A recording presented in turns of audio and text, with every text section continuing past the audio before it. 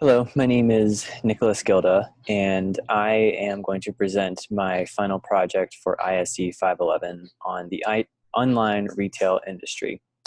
Today I'll be discussing those e-commerce companies and those in the industry that have a substantial supply chain and some that have a global supply chain, global presence, but also those that are relevant to today's business world. The e-commerce industry is very interesting because it is a growing it's a growing industry right now and has projections of potentially overtaking the brick and mortar retail industry. It has significant growth for the past couple of years, and based on that trend, we expect that that e-commerce will continue to grow to actually overtake the brick and mortar retail in the next several years. The companies I'll be focusing on today for this industry study is Amazon, Wayfair, and Zappos. The reason I chose these three companies within the industry is because they have a large global presence. They are large companies today that are widely used, and they're ones that have been showing great signs of growth recently. So I'll be focusing on those today. A quick introduction to this industry. As I had stated before, e-commerce is an increasingly important arm of the overall retail economy and it's actually expected to grow in size over the coming years. The annual revenue in 2019 was $602 billion. If you look to the graphic on the right there, we can see that from 2017 to 2019, the total retail sales has grown from 461 billion in 2017 to 602 billion in 2019.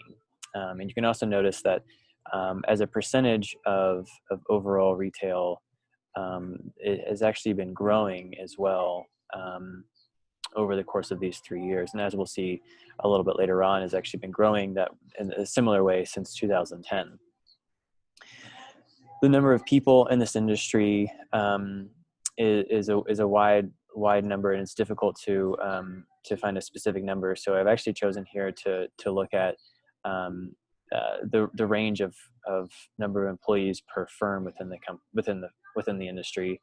I've seen numbers as low as 1,000 people for companies with large supply chains, on up to 800,000 for larger logistical companies, e-commerce companies with large logistics presence, such as Amazon. Geographical distribution is worldwide in many of these cases. With e-commerce, you're not limited by sort of a retail space located within one company or within one city or within one country. And so with that large network, you're able to actually deliver worldwide.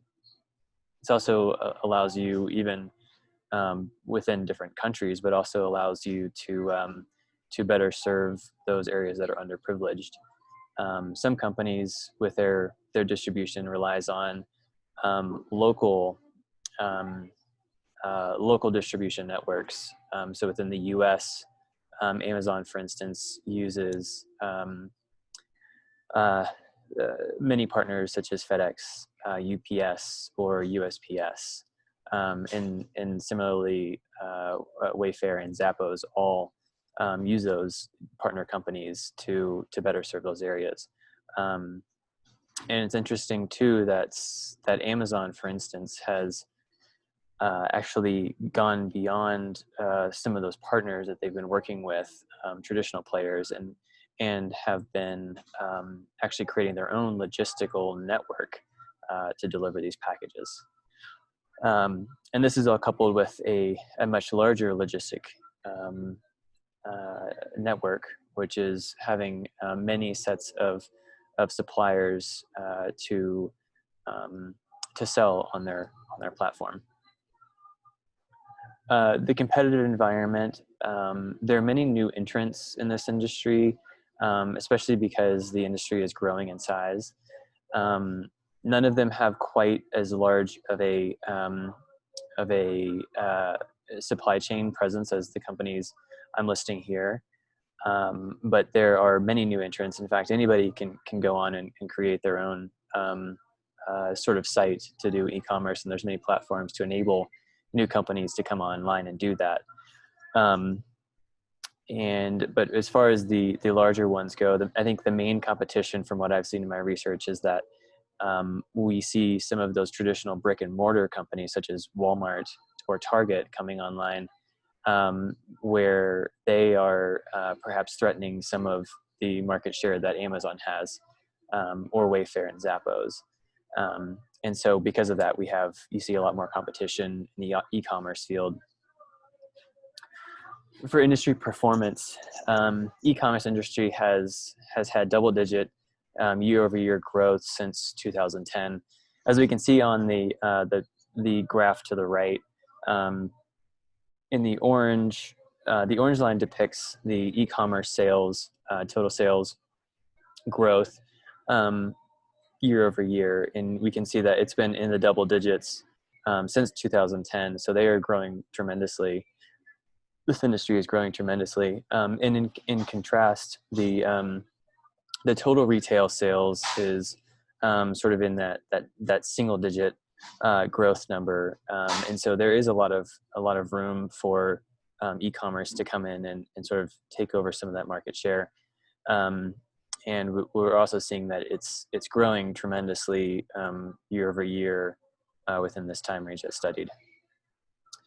And because of these trends, it's also projected that e-commerce will dominate the brick and mortar retailers by 2040, given their current growth rate.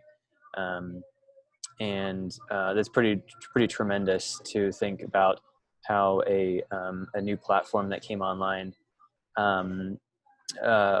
only recently is sort of replacing a centuries old tradition of brick and mortar retail shops in the US and across the world. As I mentioned, some of the major firms that we're looking at here with a large supply chain, first is Amazon with the largest market share. Not depicted here, but in other research, I've seen that Amazon's valuation is on the order of $1.5 trillion. And so they have quite a significant share of the space. Amazon has a large number of products offered, and they're adding those on almost daily. They have a huge supply chain in the for those who are selling on the site. But then, as you look at sort of a logistical, broader picture of how they deliver their products to their end customer, the logistics that they have built into their network are ones where they're sort of actually taking over some of the market share, or supplementing the market share that UPS or FedEx delivers for them, where they're unable to deliver all the packages and meet the demand. Amazon has actually gone into that delivery service and have a network of their own of independent contractors and so forth to deliver that value. They also have a large presence and a growing presence in the consumables industry, and there I'm referring to specifically groceries. They purchased Whole Foods a few years ago, and with that they've grown into being able to have some of that some of the brick and mortar presence in communities, but they're supplementing that with being able to deliver a lot of those goods that are sold in Whole Foods locally. So grocery shopping can be another or a piece of their e-commerce share that they have. Amazon has a $221 billion they had $221 billion in sales in 2019. And that accounts for 36.9% of all online sales. So they alone have a third of all of the online sales. They have 798,000 employees within their network, and that includes package handling, and then corporate offices and beyond. Well, I do note that Amazon, not only do they have the e-commerce side and online sales, they also have many other services which goes into that number of employees. So to caveat there, things such as Amazon Web Services also has a significant portion of their company. Next, I've chosen to study Wayfair. They're a home goods company with an extensive supply chain. They have many contractors who sell on their site, and they're rivals with some of those other companies such as Overstock.com, Target, Walmart, and so they have a lot of those home goods, and that they sell exclusively online. Their revenue in 2019 was $9.13 billion, and they had 16,985 employees to support that. The last one I'll focus on is Zappos. They are a shoe and apparel company, and they also have a significant online presence primarily, and they have a large supply and distribution network that they have. Their revenue is $2 billion, and their number of employees is 1,613 to support them. Looking at a couple of strategic games here, Amazon has been in the news quite a bit, and I kind of wanted to focus some of that, the strategic games on them. One of the things that they've been doing that Amazon had recently worked on was establishing the new headquarters. And so I found that to be really a fascinating study in terms of a strategic game, but they were sending out bids or soliciting bids from different cities and states to levy for their second headquarters. The payoff, of course, for the state or the city was to get a number of jobs, and in order to get that, many of the states would offer tax incentives. And so what I have modeled here is a static game of incomplete information. We have two players, Colorado and Texas, representing the cities in which they're going to be establishing the headquarters. They were each going to make a bid without knowing without knowing information about what the other is going to be submitting. And so here we have the high state tax, the low state tax, and this isn't taking account into incentives. The payoff here, both with high state tax for player one and player two, both of them have a payoff of 0, because Amazon is going to go with a state with a lower tax rate. If player one chooses high state tax and player two chooses a low one, then player two will win and get 25,000 jobs. Similarly, if player one chooses to go lower on the state tax and player two goes higher, then player one will win and get 25,000 jobs. If both choose to go with a low state tax, they both end up winning here, and the payoff is 25,000 jobs. It may not be that Amazon would choose both states. Of course, they did this with the recent bid and chose 2 sites, but this would be the payoff here. And in the pure Nash equilibrium would be for both players to choose the low state tax. The next strategic game is Walmart opening a subscription-based service similar to Amazon Prime called Walmart Plus. This is a dynamic game of complete information. So at the very first tier, we have Walmart choosing to launch Amazon Plus or not. with a cost of $98 per year. Amazon's Prime's cost is $119 per year.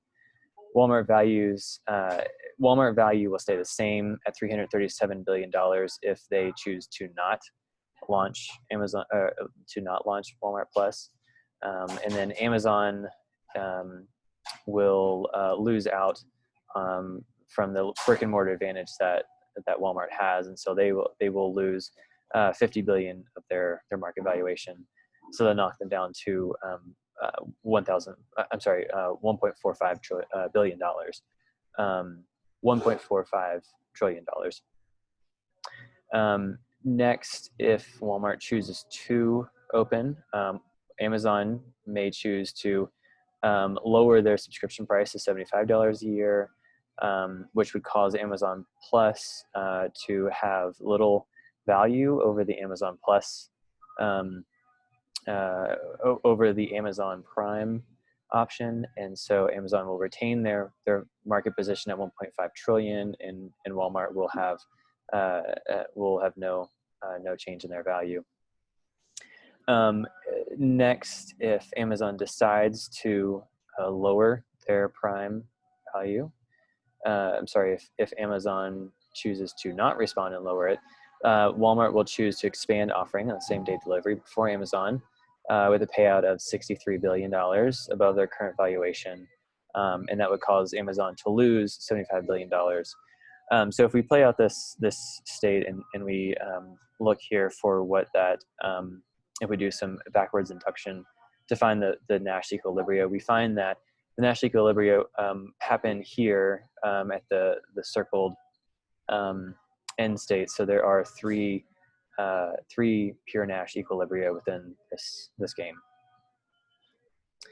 And so with this, this is the industry study for the e-commerce companies within the industry, all of them with a large supply chain network, and each of them with relevance today to our business marketplace. So with that, thank you very much, and I really appreciate all of your attention.